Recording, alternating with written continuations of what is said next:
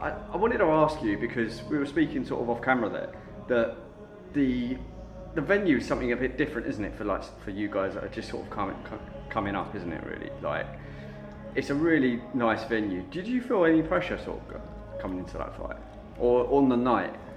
I never feel anything with the atmosphere until once I've made my way, checked in on the way, then it starts feeling real.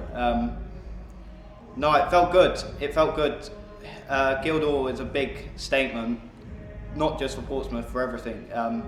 Shout out to my manager and promoter Chris Hitchens. He pulled off a wonderful show, and I'm very grateful for the opportunity we got there. Hopefully we can get there again before the end of the year, because the atmosphere there was amazing. Yeah, I think Chris had a lot of issues behind the scenes. Fair play to him and his wife for like putting something like that together. In the ring, did you manage to like sort of hear the fans? Because you had a lot of people there. I think you had one of the like biggest crowds there, and it was it certainly came up on camera and that. But did you manage to hear the people, or were you too focused within the ring? You know what? Walking out and getting in the ring, I always hear it. As soon as that bell goes, it's like everything goes on mute. The only voice I can hear is my dad's. Obviously, him being in my corner, and it's the one voice that's always pushed me on. So that's the only voice I can hear. Yeah. I saw your dad at an amateur show about a month ago, and we were just talking briefly about the fight, and he was like, pretty much obviously sung your praises, but then a couple of times apparently you didn't quite listen, or you were sort of doing your own thing. It sounds like you got a bit of a telling off. Yeah, well, in the third, I come back in the third, going into the fourth. My dad and Casey sat me down. They was like, listen, what's going on here?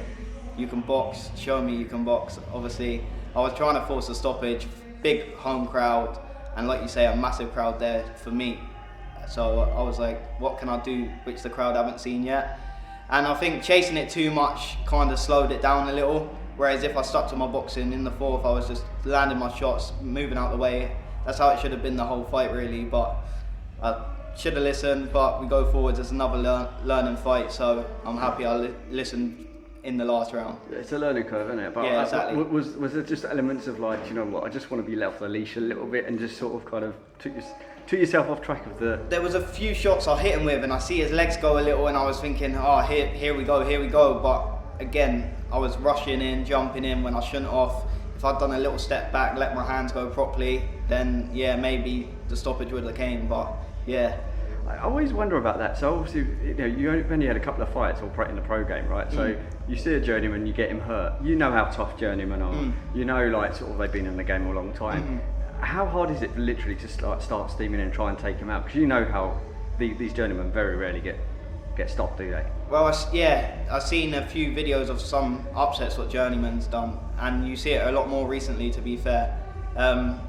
It was very tough, to be fair. I've given some big shots which I've dropped heavier weights, people in sparring, and he took some of them shots very well. So I was shocked, to be fair. But again, I've always said them journeymen are probably going to be tougher than certain 50-50s, maybe even 70-30 fights. So as long as I'm learning against them guys and letting off what I can show in the gym, even if I'm doing a spec of what I've been doing in the gym, I've ticked off something on the list, you know. So yeah, no, fair enough. You're due to fight tonight, 26, in case this goes out a bit later, 26th of July. What actually happened? Because you're on the card and then you're off it. Well, I was in camp training. Camp started very well, was going very, very well. Started upping my strength and conditioning to 2 sessions a week as well. Shout out to my strength coach, Gary Jones at Lee Fitness. Yeah, so camp was flying. And then I woke up one morning with an ache and pain. I left it, carried on trying to push through camp. Didn't tell my dad, didn't tell any other coaches. Got later in the week and it was affecting my training a little bit. And my dad asked me what's wrong. And obviously I had to let him know what was wrong. He advised me stop training, see if I got any better. So I stopped training for a couple of days, got a little worse. Ended up checking up with my doctor. They advised me not to fight and sort out obviously the issue. I've only literally gone back to training yesterday, which is a Friday.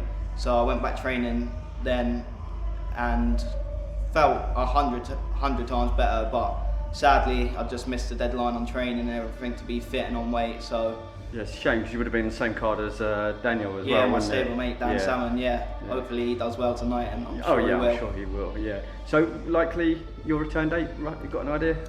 I get fit very easy, so I'll be back boxing fit 2 weeks time. Obviously, I need to mix up some good sparring sessions as well. Hopefully September time. Yeah. Okay, after the summer break sort of thing. Yeah. Well, if I'm fit and there's an opportunity beforehand, I'm always ready. So. Oh, that's nice. All right, well, look forward to you in the ring. Obviously, it's always nice to speak to you. Shout out your socials for us in case people don't know. My Instagram, which I use the most for my boxing, is Tyler Jae-Wells 7, and shout out all my sponsors: FH Heating and Plumbing, H&C Scaffolding, S&O Properties, Lee Fitness Gym, Gatcombe Industrials, and I believe that's a lot. Yeah. Nice one. Cool. Thank you.